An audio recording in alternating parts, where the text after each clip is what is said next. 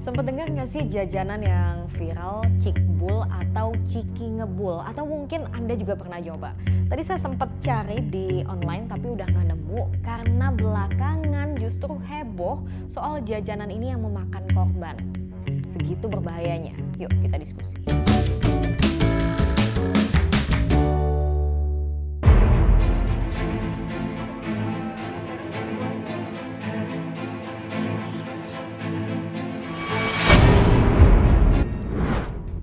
Nah ini nih cikbul atau ciki ngebul. Warna-warninya sih eye catching banget ya. Bikin anak-anak tuh mungkin suka. Apalagi ditambah topping.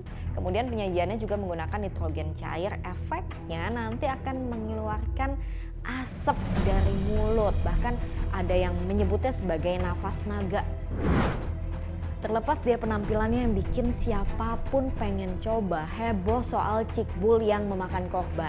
Bahkan di Tasikmalaya dan Jawa Barat sudah ada lebih dari 20 anak yang menjadi korban, ada yang keracunan, ada yang harus dioperasi setelah makan jajanan ini.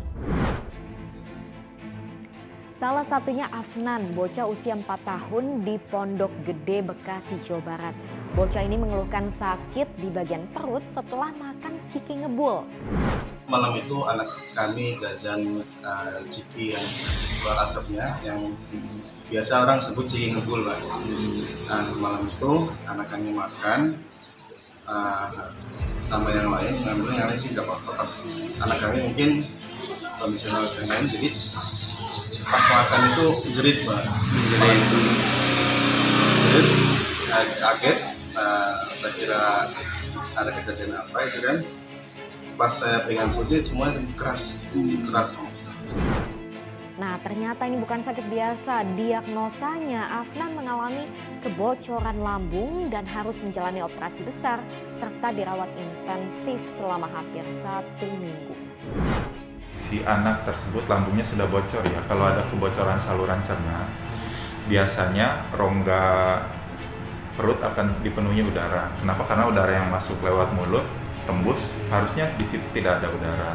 Jadi karena ada udara berlebihan, perut akan tampak sangat membuncit gitu. Jika kita lihat secara sekilas mata memang jelas itu buncitnya tidak normal gitu. Kelihatan mengkilat dan anak akan selalu rewel pada setiap penekanan perut gitu. Sekitar pemeriksaan fisik kita tekan akan nangis.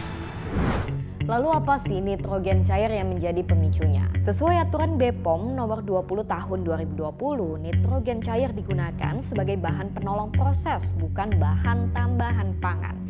Jadi dalam hal pangan, nitrogen hanya digunakan untuk pengawetan dan membekukan produk makanan.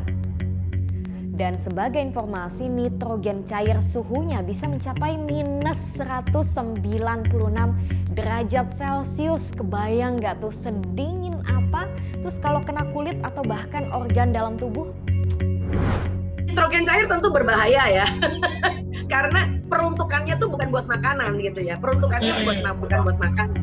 Pun kalau buat makanan itu adalah bukan untuk yang dimakannya, tetapi untuk membuat dingin ya. Makanya kan ada sistem cold chain ya, rantai beku yang menggunakan si nitrogen tersebut, nitrogen cair. Tapi begitu nitrogen ini lalu kemudian mengenai kulit, mengenai pencernaan, apalagi kemakan, bahasanya nggak sengaja kemakan gitu kan ya. Ini sebetulnya udah banyak sih dipakai di restoran-restoran mewah, cuma ingin menunjukkan bahwa wow gitu ya kan. Tetapi lalu kemudian kalau di tangan orang yang tidak tepat, maka ini akan menjadi masalah besar karena ya pengen niru aja.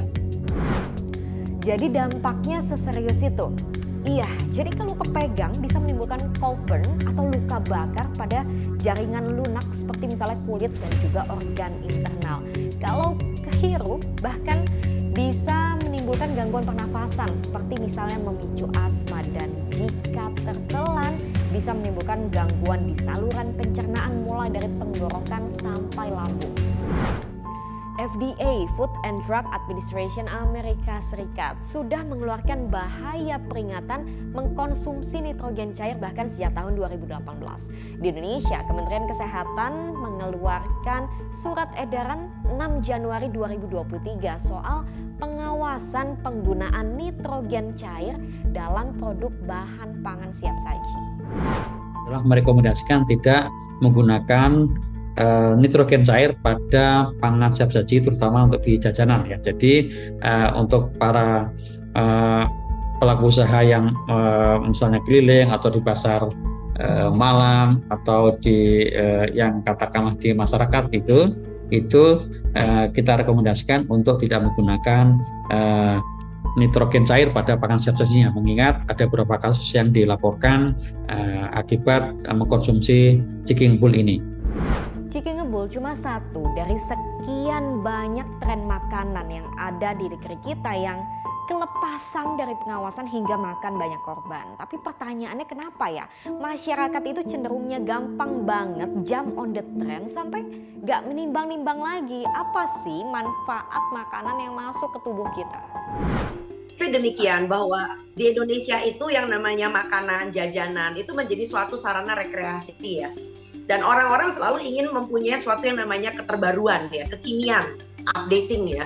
Jadi mereka itu nggak mau lagi makan sesuatu yang mainstream ya, dimana yang namanya lepet udah ditinggalin, norak gitu loh ya. Jadi itu sebabnya kenapa anak-anak zaman sekarang, nggak cuma anak ya, bahkan orang dewasanya ya, itu sangat greget dengan inovasi-inovasi. Sayangnya adalah inovasi ini lalu kemudian melenceng.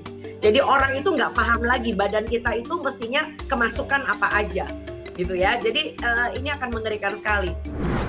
Setelah surat edaran Kemenkes, saya yakin setelah ini yang namanya jajanan ciki ngebul akan hilang sendirinya dari masyarakat. Tapi kan mati satu tumbuh seribu, setelah ini akan banyak lagi tren jajanan lainnya. Pertanyaannya, bisa nggak kita cukup bijak membatasi diri kita dan bahkan anak-anak kita? Karena untuk sekedar mengikuti tren, kalau harus mengorbankan badan seharga nyawa, saya rasa nggak sebanding lah ya. Makasih udah diskusi.